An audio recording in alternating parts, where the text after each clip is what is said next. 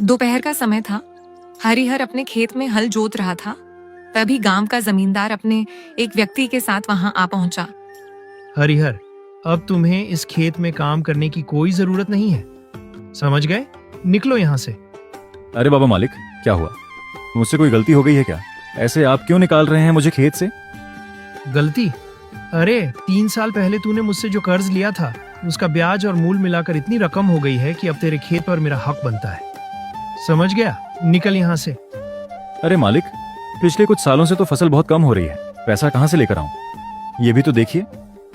मुझे तेरी परेशानियों से कोई मतलब नहीं है। मैं अभी खेत पर कब्जा नहीं कर रहा हूँ और तुझे यहाँ खेती करने की इजाजत भी नहीं दूंगा। जा, मेरा पैसा चुकता कर और अपना खेत अपने नाम कर, समझ गया? जमींदार अपने व्यक्ति के साथ क्रूरता से मुस्कुराता हुआ वहां से चला गया। हरिहर निराश होकर हल वहीं छोड़ घर लौट आया। हरिहर की पत्नी ललिता और बेटी तुलसी दरवाजे पर उसकी राह देख रही थी। हरिहर अंदर आ गया। उसके चेहरे पर चिंता और आंखों में आंसू थे। क्या हुआ पिताजी? आप इतने उदास क्यों हैं? जमींदार ने मुझे खेत से निकाल दिया तुलसी। अब उसे ब्याज समेत पूरा पैसा चाहिए, और वो भी जल्दी से जल्दी। तब वो मुझे खेत पर घुसने देगा, पैर रखने देगा। बताओ भला। अब क्या होगा? हम तो भूखे मर जाएंगे। हाय राम। नहीं माँ, चिंता मत करो। मैं दूसरों के घर बर्तन मांज लूंगी, खेतों में काम करूंगी, लेकिन आपको भूखा नहीं मरने दूंगी। तुलसी, तू तो मेरे लिए बेटा बनकर जी रही है। तभी दरवाजे के बाहर से एक भिखारी की कमजोर आवाज आई। भगवान के नाम पे कुछ दे दो, भूखा हूँ बेटा, भगवान के नाम पे कुछ दे दो। जाकर कुछ दे दे उसे। तुलसी आगे बढ़ी और दरवाजा खोला। बाहर एक बूढ़ा भिखारी खड़ा था। तुलसी अंदर गई और आटे का थोड़ा हिस्सा भिखारी को दे दिया। आज खुश रहो बेटी, भगवान तुम्हारी रक्षा करें। भिखारी चुपचाप चला गया। हरिहर ने खिड़की से देखा। वो भिखारी उसी रहस्यमयी मंदिर की ओर जाने लगा, जहां जाने की हिम्मत गांव का कोई इंसान नहीं करता था। अगली सुबह तुलसी खेत में घास काट रही थी। उसकी आंखों में थकान थी, लेकिन हाथों में मजबूती थी। पास ही कुछ औरतें बातें कर रही थीं। बेचारी तुलसी इतनी छोटी उम्र में बर्तन मांजने और खेतों में काम करने लगी है। हाय, क्या करें, पिता का कर्ज चुकाना है। औरत होकर भी बेटे की तरह जिम्मेदारी उठा रही है। तुलसी ने उनकी बातें सुनी, पर नजरें झुकाए अपना काम करती रही। एक दिन हरिहर गांव के चौपाल पर बैठा था। आंखों में उदासी थी। सामने से गुजरती तुलसी को देखा तो उसकी आंखें भर आईं। हरिहर ने सिर झुका लिया। मन भारी हो गया। वो उठकर घर लौटने लगा। गांव की गलियों में वही बूढ़ा भिखारी टूटी फूटी झोली लिए भीख मांग रहा था। भगवान के नाम पे कुछ दे दो, भूखा हूँ बेटा, भगवान के नाम पे कुछ दे दो। लोग उससे बचकर निकल रहे थे। एक औरत ने उसके करीब आकर कुछ दे दिया। तभी पास खड़ी दूसरी औरत फुसफुसाते हुए बोली, यह भिखारी रहस्यमयी है, हमेशा मंदिर के पास पड़ा रहता है। कहते हैं कि वो मंदिर में जाने वाले लोगों को देखता है और फिर वो लोग कभी लौट कर नहीं आते। हाँ, कहते हैं रात को मंदिर से अजीब आवाजें आती हैं। वहाँ जाना मौत को न्योता देना है। भिखारी चुपचाप आगे बढ़ गया। लोग उसे रहस्यमयी नजरों से देखते रहे। शाम के समय आसमान में काले बादल छाए थे। बिजली कड़क रही थी। तेज बारिश हो गई थी। हरिहर सिर झुकाए रास्तों पर चल रहा था। वो सोच में डूबा हुआ था। ओ हो, अब क्या होगा? ये तुलसी कब तक दूसरों के घर में काम करेगी? मेरी बेटी काम करने के लिए मजबूर हो गई। भगवान, ये दिन क्यों दिखाया? इससे पहले मुझे उठा लेते। काश कोई और रास्ता मिल जाए। हरिहर चलते चलते गांव के बाहर जंगल की ओर निकल पड़ा। बारिश तेज हो गई। पानी में भीगता हुआ हरिहर आगे बढ़ता गया। अचानक उसने खुद को एक पुराने मंदिर के सामने पाया। अरे ये तो प्राचीन मंदिर है, यहाँ तो कोई नहीं आता। हरिहर ने मंदिर का खुला दरवाजा देखा। अंदर से हल्की रोशनी झलक रही थी। हरिहर बारिश से बचने के लिए भीतर चला गया। मंदिर के अंदर सन्नाटा था। हरिहर ने चारों ओर देखा। अचानक उसकी नजर सामने पड़ी, सोने की मुद्राओं पर पड़ी। वो चमचमा रही थी। हरिहर का दिल जोर जोर से धड़कने लगा। उसके मन में लालच घर करने लगा। इतनी सोने की मुद्राएं, अगर ये मिल जाएं, तो कर्ज उतर जाएगा और तुलसी को काम भी नहीं करना पड़ेगा। हरिहर ने मुद्राओं को छुआ। अचानक मंदिर का दरवाजा बंद हो गया। अरे ये क्या हुआ? ये क्या हो गया? ये क्या हुआ? अगले ही पल हरिहर गायब हो गया। कुछ दिन बीत गए, हरिहर का कोई पता नहीं चला। तुलसी और उसकी माँ चिंता में डूब गई। हाँ, कहाँ चले गए तुम? पिताजी को कुछ नहीं होने दूंगी। मैं पिताजी को ढूंढ कर लाऊंगी। नहीं बेटी, गांव के लोग बता रहे थे कि उन्हें प्राचीन मंदिर की ओर जाते देखा गया था, और तू तो जानती है कि कोई भी उस मंदिर से वापस नहीं लौटा। वहाँ जाना खतरनाक है। माँ, मैं बेटी हूँ, लेकिन मैं बेटा बनकर दिखाऊंगी। मैं पिताजी को जरूर वापस लेकर आऊंगी। माँ, मैं पिताजी को कुछ नहीं होने दूंगी। रात के समय पूरा गांव सो चुका था। तुलसी चुपचाप घर से निकल गई और हाथ में एक दिया जलाए हुए वो जंगल की ओर बढ़ गई। पिताजी को कुछ नहीं होने दूंगी। मुझे सच जानना ही होगा। तुलसी ने हिम्मत जुटाकर मंदिर की ओर कदम बढ़ा दिया। कुछ देर बाद तुलसी मंदिर के पास पहुंच गई। वो भिखारी अपनी जगह पर सिर झुकाए बैठा था, जैसे गहरी नींद में हो। तुलसी धीरे धीरे उसके पास पहुंचकर बोली, बाबा, आप इस मंदिर के पास रहते हैं। आपने मेरे पिता को देखा था? क्या चाहिए लड़के? तुम्हारे पिता मंदिर के दरवाजे तक गए थे और फिर मंदिर ने उन्हें निगल लिया।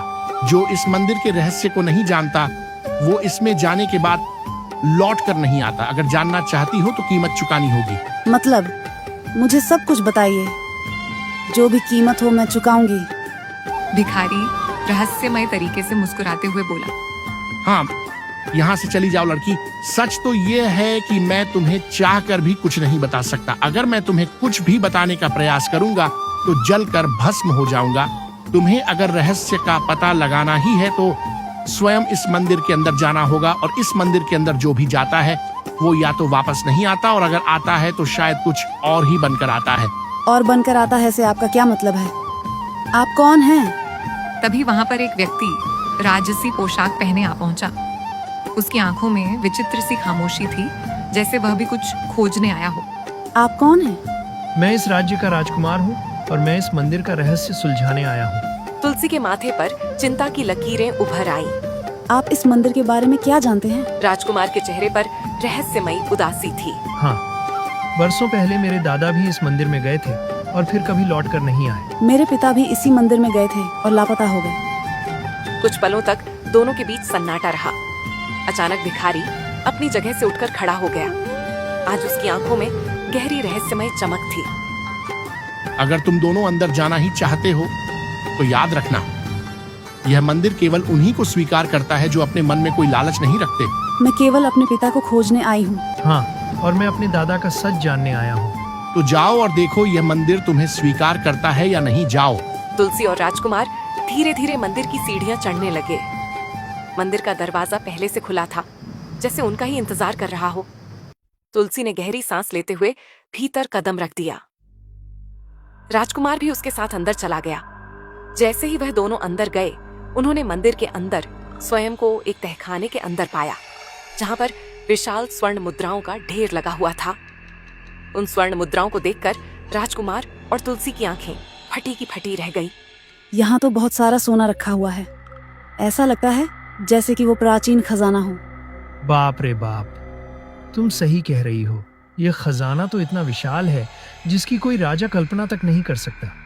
इतना बोलकर राजकुमार की आंखें उस खजाने को देखकर चुंधियाने लगी। सच तो यह था कि खजाने को देखकर राजकुमार के मन में लालच आ चुका था। वो तुलसी की ओर देखकर बोला, हाँ तो देखो तुलसी, वैसे तो मैं यहाँ अपने दादा के लापता होने का रहस्य पता लगाने के लिए आया था।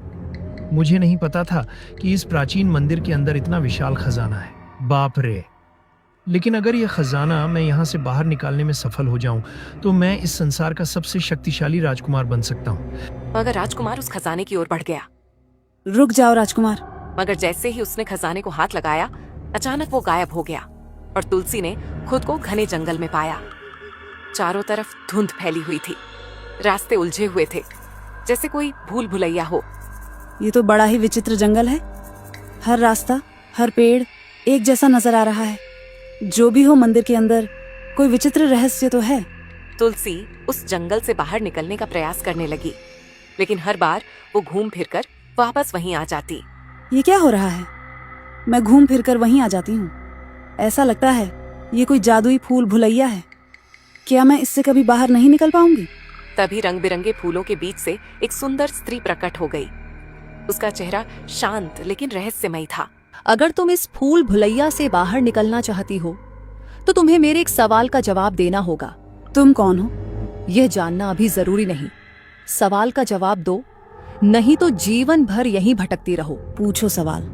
बताओ ऐसी कौन सी चीज है जिसे हर कोई देख सकता है लेकिन उसे पकड़ नहीं सकता। तुलसी सोच में पड़ गई। इसका उत्तर है हवा।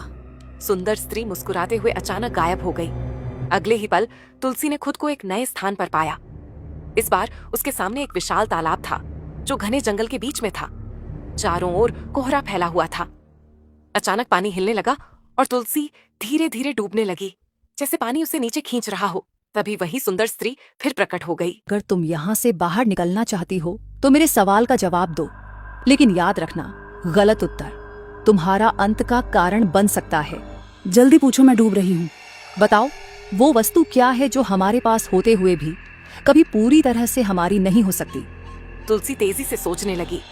पानी अब उसकी गर्दन तक पहुंच चुका था। वो समय है जो हमारे पास होते हुए भी कभी पूरी तरह से हमारा नहीं होता और एक दिन खत्म हो जाता है। सुंदर स्त्री हंसने लगी। अगले ही पल तुलसी ने खुद को फिर से मंदिर के अंदर एक विशाल गुफा में पाया, जहां दीप जगमगा रहे थे। गुफा के अंदर विचित्र चित्र बने हुए थे। जैसे ही उन्होंने उन चित्रों को देखा, वो भयानक शक्ल में बदलने लगे और उनमें हलचल होने लगी। दीवारों पर बने चित्र जीवित होने लगे। उनकी आंखें चमक उठी और अजीब आवाजें गूंजने लगी। ऐसा लग रहा है जैसे ही चित्र जीवित हो रहे हैं। तुलसी डर से पीछे हट गई। अचानक गुफा के अंदर जलते हुए दीपक एक एक करके बुझने लगे और अंधेरा फैलने लगा। अगर पूरी तरह अंधेरा हो गया तो मैं हमेशा के लिए यहाँ फंस जाऊंगी। तुलसी घबरा गई। तभी सुंदर स्त्री फिर से प्रकट हुई। उसके चेहरे पर इस बार गंभीरता थी। अब मेरे आखिरी सवाल का उत्तर दो। अगर तुमने गलत उत्तर दिया तो तुम्हारा हश्र भी इन्हीं की तरह होगा। अचानक गुफा में एक स्थान पर रोशनी फैल गई और सामने कंकालों का ढेर नजर आने लगा। तुलसी भयभीत हो गई। तुलसी कांपते हुए बोली, तुम्हारा तीसरा सवाल क्या है? बताओ वो क्या है जो हमें दिखाई देती है लेकिन हम उसे समझ नहीं पाते। तुलसी गहरी सोच में डूब गई। गुफा में अंधेरा और गहराने लगा। हवा सर्द हो गई। वो नफरत, क्रोध, ईर्ष्या जो हमें दिखाई तो देती है लेकिन हम उसे कभी समझ नहीं पाते और जानबूझकर अनदेखा करते हैं। सुंदर स्त्री जोर से हंसने लगी। अगले ही पल गुफा का वातावरण सामान्य हो गया। कंकाल गायब हो गए और तुलसी ने खुद को मंदिर के बगीचे में खड़ा पाया। तुलसी आश्चर्य से उस सुंदर प्राचीन मंदिर के अंदर स्थित उस सुंदर बगीचे को देखने लगी। तभी वही सुंदर स्त्री प्रकट हो गई और रहस्यमय अंदाज में तुलसी की ओर देखकर बोली, अगर तुम भी राजकुमार की तरह लालच में आकर खजाने की किसी भी मुद्रा को स्पर्श कर लेती तो विश्वास करो, तुम इस मंदिर से कभी बाहर नहीं निकल पाती, और अगर बाहर निकल भी पाती तो अपनी असली सूरत में नहीं निकल पाती और हमेशा इस मंदिर की अंधेरी गलियों में भटकती रहती। आखिर कौन हो तुम? मैं इस प्राचीन मंदिर की रक्षा करने वाली देवी हूँ। इस मंदिर के अंदर एक विचित्रता है।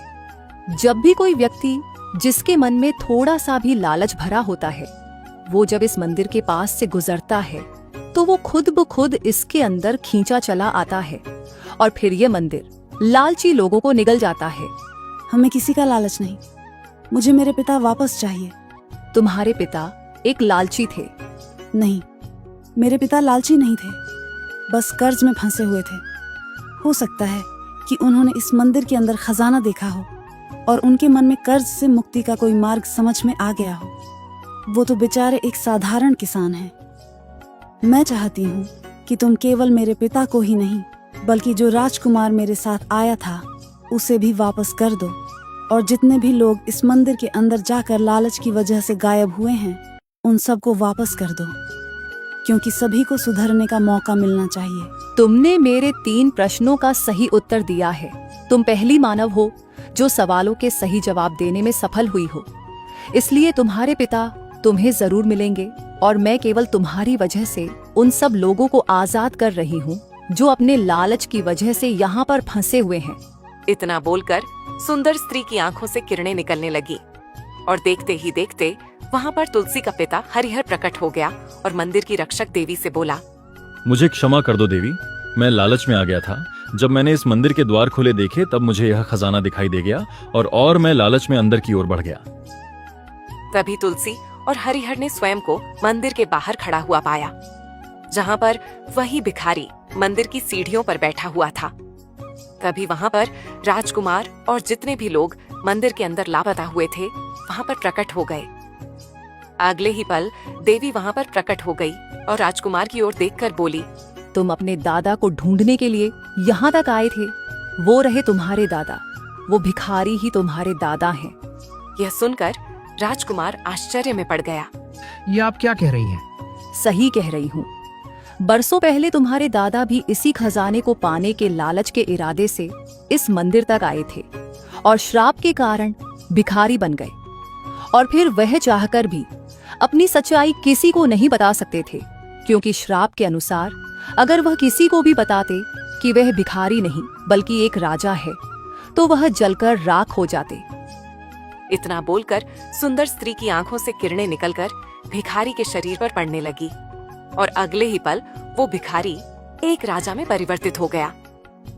राजकुमार अपने दादा को तुरंत पहचान गया। दादाजी, ओह, तो आप इतने वर्षों तक भिखारी बने रहे। इतना बोलकर राजा सुंदर स्त्री से बोला, हाँ, ये सब मेरे पापों का फल है, मुझे क्षमा कर दो, अब मैं लालच कभी नहीं करूँगा। तभी देवी हरिहर से बोली, मैं जानती हूँ कि तुम्हें तुम्हारे ऊपर कर्ज के बोझ ने लालची बनाया था।